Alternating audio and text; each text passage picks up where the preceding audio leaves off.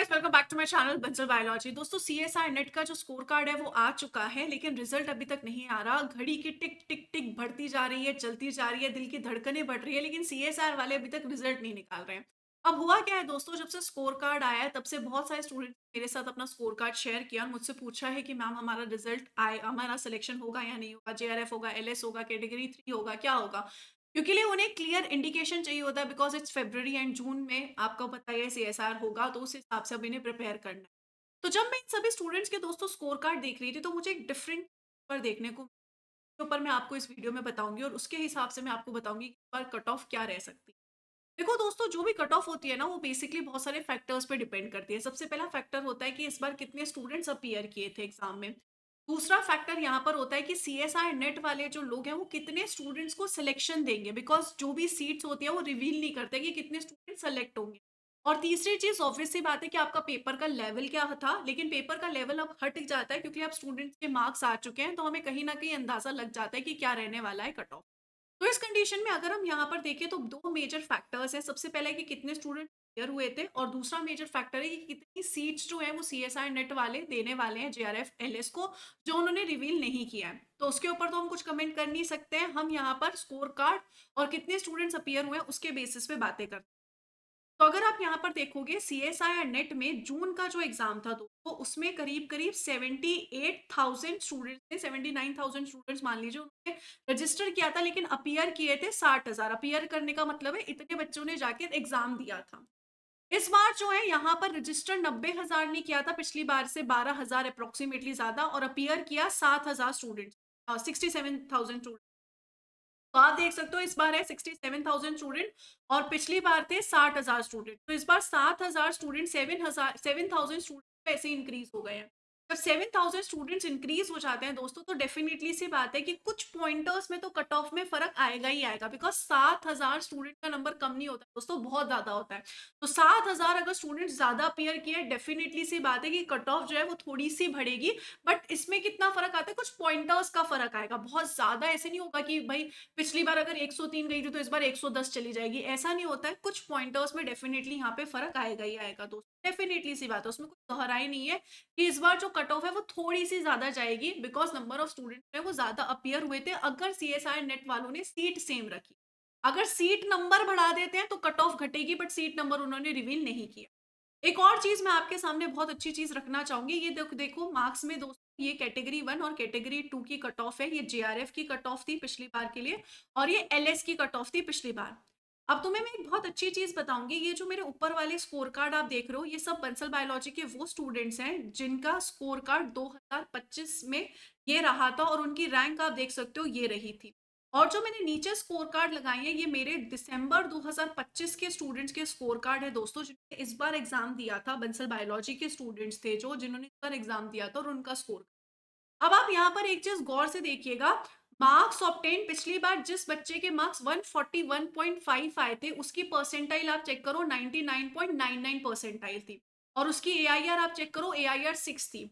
इस बार आप देखो इस मार्क्स से कई ज्यादा मार्क्स जिसके आए हैं, 143.5 मार्क्स जिसके आए हैं, लेकिन स्टिल यहाँ पर उसकी परसेंटाइल 99.8 परसेंटाइल ही है।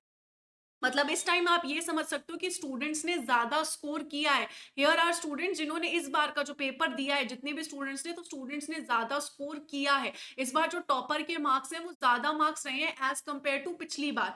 इसकी वजह से अगर आप यहाँ पर देखो, एक स्टूडेंट थी मेरी जिसने 138.500 मार्क्स लेकर आया था, आई थी, और उसका जो परसेंटाइल आया था वो आया था 99.98, ठीक है, और एआईआर 8 हुई। वहीं पे यहाँ पर एक स्टूडेंट है दोस्तों जिसकी यहाँ पर 146.500 मार्क्स है, बंसल बायोलॉजी के स्टूडेंट की 146.500 मार्क्स है। उसकी परसेंटाइल आप देखो 99.86 है। ये 99.9 में भी नहीं गए स्टूडेंट, 99.8 में है।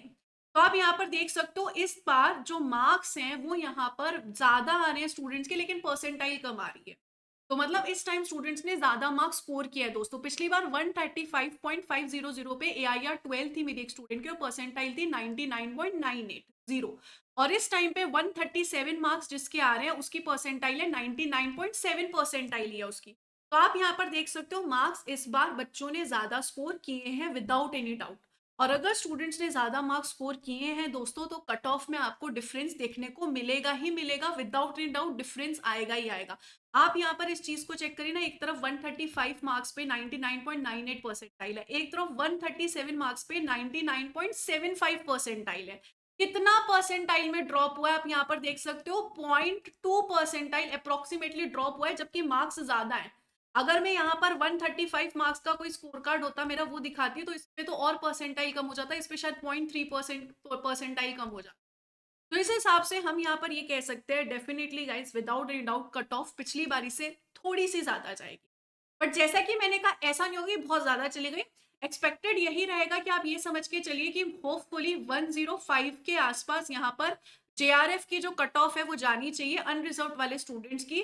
ऐसे ही जो ईडब्ल्यूएस है, इनकी आप समझ लीजिए 89.5 के आसपास जा सकती है, ओबीसी वाले के 89, मतलब आप ये समझ लीजिए 1 से लेकर 2 मार्क्स तक ऊपर जा सकती है कट ऑफ।